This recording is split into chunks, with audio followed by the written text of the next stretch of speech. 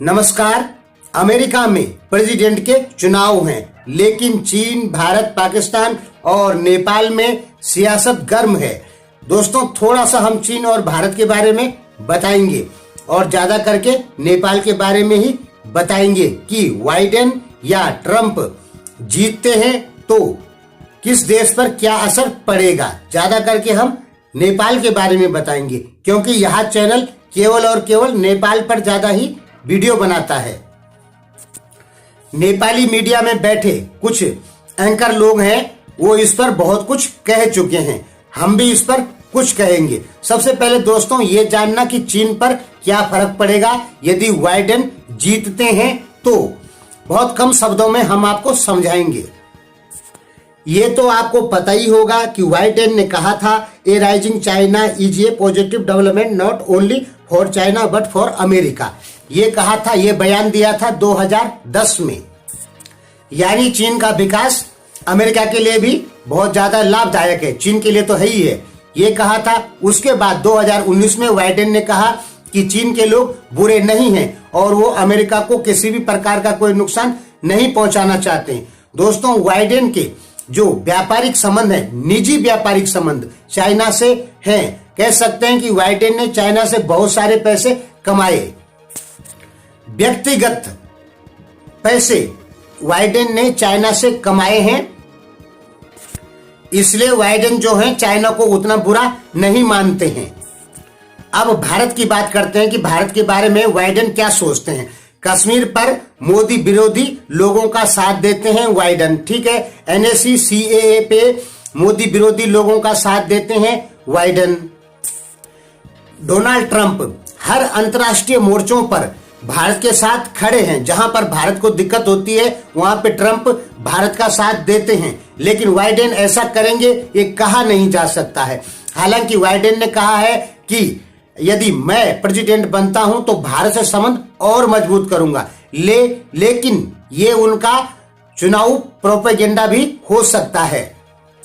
लेकिन मेरे अपने व्यक्तिगत विचार के अनुसार बाइडेन जो है वो ट्रंप जैसा भारत का साथ नहीं देंगे अंतर्राष्ट्रीय मंचों पर। हालांकि भारत और अमेरिका के हित बहुत ज्यादा जुड़े हुए हैं, क्योंकि भारत की जो परचेजिंग पावर है वो वर्ल्ड में तीसरे नंबर पे है। इसलिए भारत का साथ अमेरिका कभी नहीं खोना चाहता है। इसलिए अमेरिकी पार्लियामेंट में ऐसा कोई भी बिल कभी पास नहीं होगा जो भारत के हितों को नुकसान पहुंचाता हो। तो बाइडेन व्यक्तिगत तौर पे भारत को नुकसान नहीं पहुंचा सकते हैं, क्योंकि अमेरिका की मजबूरी है भारत से मित्रता।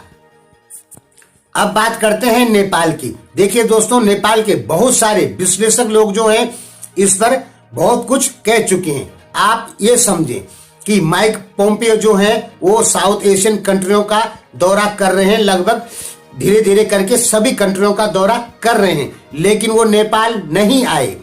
आपको पता होना चाहिए, शायद 15 सालों में अमेरिका का कोई भी फॉरेन मिनिस्टर नेपाल नहीं आया है। माइक पोम्पियो जो है वो भी नेपाल नहीं गए, जबकि श्रीलंका, मालदीव आदि देशों में गए। तो इससे एक चीज का पता लगता है कि अमेरिका के लिए नेपाल उतनी महत्वपूर्ण भूमिका नहीं निभाता है। यानी नेपाल की वजह से अमेरिकी हितों को ना तो कोई नुकसान होता है और ना ही कोई फायदा होता है। यदि थोड़ा भी नेपाल की वजह से अमेरिका पर कहीं फर्क पड़ेगा तो अमेरिका के फॉरेन मिनिस्टर हो या कोई बड़े अधिकारी हो, वो जरूर नेपाल का दौरा करेंगे, ताकि नेपाल की वजह से अमेरिकी हितों को नुकसान ना हो। लेकिन माइक पोम्पियो का नेपाल दौरा नहीं हुआ। इससे पता लगता है कि नेपाल अमेरिकी हितों को ना तो नुकसान पहुंचा सकता है और ना ही फायदा दे सकता है। इस कड़ी में सबसे बड़ी जो चीज होती है वो होती है परचेजिंग पावर। किस देश के पास कितना सामान खरीदने की क्षमता है। तो नेपाल का जो स्थान है वो 83 नंबर पे है और भारत का जो स्थान है वो तीसरे नंबर पे है किसी भी सामान को खरीदने में। तो यहाँ पर एक चीज पता लग रही है कि अमेरिका को भारत की जरूरत क्यों है, क्योंकि उसे अपना सामान भी बेचना है। और दूसरा, चीन को भी घेरना है। तो अमेरिका को भारत की सख्त जरूरत है, लेकिन नेपाल की अमेरिका को सख्त जरूरत बिल्कुल नहीं है, क्योंकि अमेरिका को नेपाल ना तो फायदा पहुंचा सकता है और ना ही नुकसान पहुंचा सकता है। आज भी सही से देखें तो नेपाल को अमेरिका जिस नजर से देखता है वो भारतीय नजर ही होता है। आप लोग कहते हैं कि नेपाल को देखने दृष्टि अमेरिका को भारतीय दृष्टि है, ऐसा आप लोग कहते हैं कि नेपाल लाई हेरने भारतीय आंखा, ऐसे ही कुछ आप लोग कहते हैं। तो ये चीज आज भी बरकरार है, यानी नेपाल को अमेरिका जिस नजर से देखता है वो नजर भारत की होती है। अब भारत नेपाल की छवि अमेरिका के सामने कैसे पेश करे ये भारत के ऊपर निर्भर है। गलत पेश करता है भारत अमेरिका की छवि, गलत पेश करता है नेपाल की छवि भारत अमेरिका के सामने, या नेपाल की सही छवि को भारत अमेरिका के सामने पेश करता है, ये भारत के ऊपर डिपेंड है। तो अभी तक तो अमेरिका भारतीय आंखों से ही नेपाल को देखता है। हालांकि CIA की जो अमेरिकी CIA है उसका क्या होता है कि जितने देश हैं उतनी ही शाखाएं होती हैं CIA की। तो उसकी एक नेपाल शाखा है जो केवल और केवल नेपाल के संबंधों को देखती है और नेपाल को अपने पक्ष में करने की कोशिश करती है। कौन? CIA की अमेरिकी शाखा। अब उसका नाम क्या है मुझे पता नहीं है। CIA की अमेरिकी शाखा अलग है जो अमेरिका के भीतर देखती है। रशिया के लिए अलग है, फ्रांस के लिए अलग है, ईरान के लिए अलग है, अलग अलग देशों के लिए अलग अलग शाखाएं उसने बना रखी है। तो नेपाल की जो CIA की शाखा है वो पूरी कोशिश करती है कि नेपाल को अमेरिका के पक्ष में ही रखा जाए। इसके लिए वो नेपाल में MCC पास करवाना चाहती है। MCC पे आप ज्यादा दिमाग मत लगाएं। MCC का एक ही मतलब है कि नेपाल में चीन का प्रभाव समाप्त करना और नेपाल को अमेरिका के पक्ष में खड़ा करना। MCC का सीधा मतलब आप ये समझें, उस पर ज्यादा दिमाग लगाने की जरूरत नहीं है, नहीं तो आपका दिमाग डिस्टर्ब हो जाएगा। क्योंकि MCC पर हजारों वीडियो बन चुकी है नेपाल में, स्वयं मैंने 4 वीडियो MCC पर बनाई है। तो MCC का एक ही मतलब आप समझें कि नेपाल में चीन का प्रभाव समाप्त करना और नेपाल को अमेरिका की तरफ ले जाना, ये समझें आप।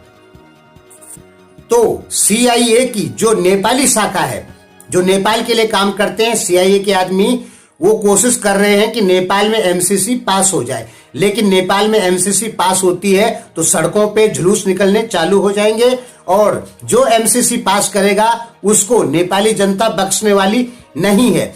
यानी नेपाल की जनता MCC पास नहीं करवाना चाहती है और यही प्रेशर है प्रधानमंत्री ओली के ऊपर या उनके सहयोगियों के ऊपर जो MCC पास करवाना चाहते हैं। तो जनता के प्रेशर की वजह से नेपाल में MCC पास नहीं हो रहा है। बाइडेन अगर बन जाते हैं प्रेसिडेंट अमेरिका के तो ये MCC वाली जो बात है ये फिर कभी नेपाल में पास ही नहीं होगा। ट्रंप रहेंगे तो MCC के ऊपर प्रेशर होगा कि नेपाल में इसे कैसे भी पास कराओ। लेकिन बाइडेन आ जाते हैं तो आप 100% लिख कर ले लीजिए कि नेपाल में MCC पास नहीं होगी, क्योंकि वो प्रेशर नहीं बनाएंगे। बाइडेन के प्रेसिडेंट बनने से एक फायदा यह भी है कि भारत और नेपाल के जो लोग हैं तो उनमें कम से कम 1 लाख लोगों को अमेरिकी नागरिकता जरूर मिल जाएगी। ट्रंप नहीं देने वाले, लेकिन बाइडेन यदि बन जाते हैं तो जरूर मिलेगी।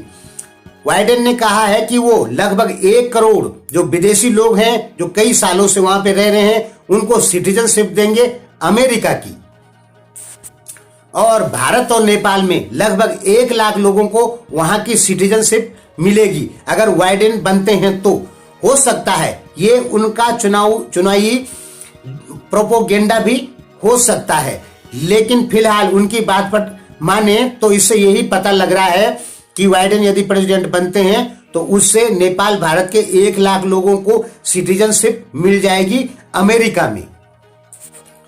तो बाइडेन के प्रेसिडेंट बनने से नेपाल को ना तो कोई फायदा होने वाला है और ना ही कोई नुकसान होने वाला है। फायदा में कुछ थोड़ा बहुत जरूर होगा, लेकिन नुकसान कुछ भी नहीं होने वाला है। कुछ लोग कह रहे हैं कि वायडेन बनते हैं तो वो और उग्र हो जाएंगे और काला पानी जैसी जगहों पर अमेरिकी सेना को भेजेंगे। भारत के पास में एक्टिव रिजर्व पैरामिलिट्री फोर्स मिला के 40 लाख से ज्यादा है। ऐसा कभी नहीं हो सकता है कि अमेरिकी सेनाएं भारत में आ जाएं। हाँ, एक्सरसाइज के लिए आ सकती है, लेकिन भारत में नहीं आ सकती है, क्योंकि खुद भारत में इसका सबसे ज्यादा विरोध हो जाएगा। वो इसलिए होगा कि भारत की अपनी सेना ही इतनी बड़ी है कि भारत को किसी देश की सेना की आवश्यकता बिल्कुल नहीं है। और नेपाली विश्लेषक जो बार बार कहते हैं कि काला पानी आदि जगहों पर अमेरिका सेना भेजेगा यदि एमसीसी पास हो जाता है, तो ये 100% गलत है। अमेरिका भारतीय प्रभाव क्षेत्र में सेना नहीं भेजेगा। वो इसलिए नहीं भेजेगा क्योंकि इस समय अमेरिका और भारत के हित जुड़े हुए हैं और भारत की इतनी बड़ी सेना है कि उसे अमेरिकी सेनाओं की आवश्यकता बिल्कुल नहीं है। तो आपके विश्लेषक जो बार बार कहते हैं कि अमेरिका एमसीसी पास करा के और नेपाल में सेना भेजेगा, तो ये 100% गलत है। नेपाल आज भी भारत के प्रभाव क्षेत्रों में आता है और भारत के प्रभाव क्षेत्रों में अमेरिका का सेना भेजने का मतलब है डायरेक्ट भारत से टकराव, और भारतीय क्षेत्रों में अमेरिका सेना नहीं भेज सकता है। केवल कब भेजेगा? जब उसे एक्सरसाइज करनी पड़ेगी। या तो उस समय भेजेगा या तो उस समय भेजेगा कभी भविष्य में इंडिया और चाइना के बीच में वार छिड़ जाती है, तो उस समय जो अमेरिकी हथियार हैं उनको चलाने के लिए अमेरिका अपने कुछ इंजीनियरों को भेज सकता है जो ट्रेनिंग दें भारतीय सेना को कि ये हथियार कैसे चलते हैं। बाकी रही अमेरिकी सेना की बात कि वो भारत में आ जाए, ये 100% गलत है। वो कभी भी भारत में नहीं आएगी और ना ही नेपाल में आएगी।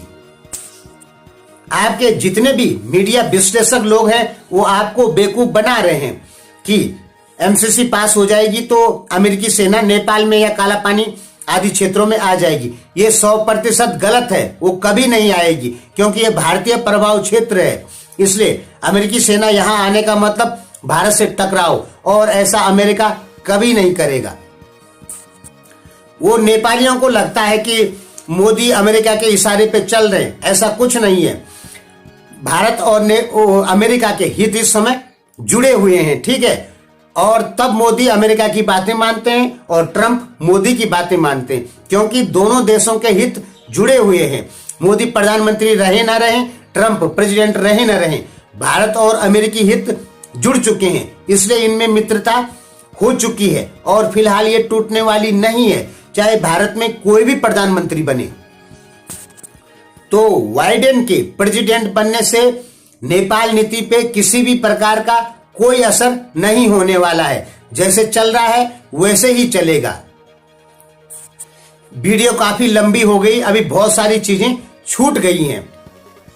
हो सकता है हम अगली वीडियो में और गहराई से इस चीज को समझाएं। अभी वीडियो बहुत लंबी हो चुकी, लगभग 13-14 मिनट की हो चुकी है, इसलिए माफ करें। इस भाग को यहीं पर समाप्त करते हैं।